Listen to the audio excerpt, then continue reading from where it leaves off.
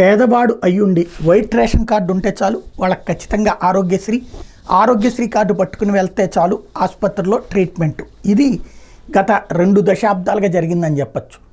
2004 నుంచి రాజశేఖర రెడ్డి వచ్చినప్పటి నుండి ఏ పేదోడు కూడా వైద్యానికి డబ్బులు ఎత్తుక్కోవాల్సిన పరిస్థితి అయితే రాలేదు. కార్డు ఉంటే చాలు లక్షల రూపాయల వైద్యం ఉచితంగా లభించింది.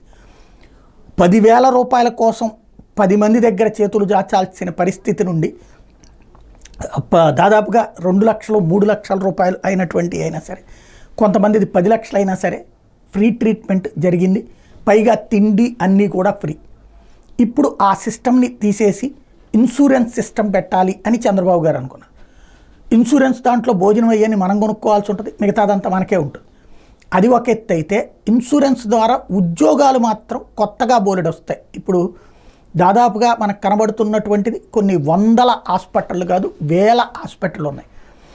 ఇప్పుడు ప్రజెంట్ ఏంటి, ఆరోగ్యమిత్ర పోస్ట్ ఒక్కటే ఉంది. మిగతా అన్నీ కూడా ప్రైవేట్ ఆసుపత్రులనే కదా తీసుకుంది.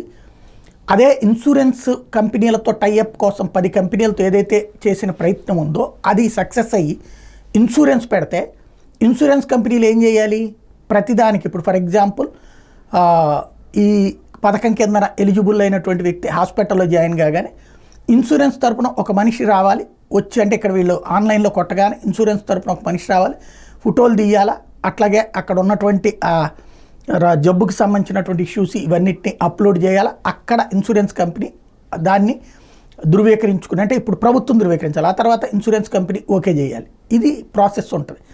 అంటే ఈ ప్రాసెస్ అంతా కూడా చేయాలంటే మనుషులు ఎక్కువ కావాల్సి వస్తారు. ఇన్సూరెన్స్ కంపెనీలకి విపరీతంగా స్టాఫ్ కావాల్సి వస్తారు. ఎందుకంటే ఇప్పుడు ఆరోగ్యమిత్ర అంటే హాస్పిటల్కి ఒకళ్ళు ఉంటారు. ఇప్పుడు ఈ ఇన్సూరెన్సులకి అయితే కనుక ఎక్కువ మంది కావాల్సి వస్తారు. ఎందుకంటే రోజుకు ఒకళ్ళు 3, 4 చూడగలరు, లేదా 2, 3కి మించి చూడలేరు. వాళ్ళు ఏం చేస్తారంటే అవుట్ సోర్సింగ్ వాళ్ళకి ఇచ్చేస్తూ ఉంటారు. నేను అబ్జర్వ్ చేసింది, అవుట్ సోర్సింగ్ వాళ్ళకి ఇస్తారు, ఒక మనిషిని చూసినందుకు ఇంత అన్నటువంటిది ఇస్తూ ఉంటారు. అది ఎక్కువ కూడా ఇప్పుడు అలాంటి అవుట్ సోర్సింగ్ జాబ్స్ కింద ఎక్కువ వచ్చేటటువంటిది. అంటే ఇప్పుడు ఆరోగ్యమిత్రల కింద ఫర్ ఎగ్జాంపుల్ 10,000 ఉద్యోగాలు ఉన్నాయనుకుంటే అది 40,000, 50,000 అయినా ఆశ్చర్యపోనక్కర్లేదు వీటి ద్వారా. ఆ విధంగా కొత్త ఉద్యోగాలు వచ్చినట్టు అవుతుంది.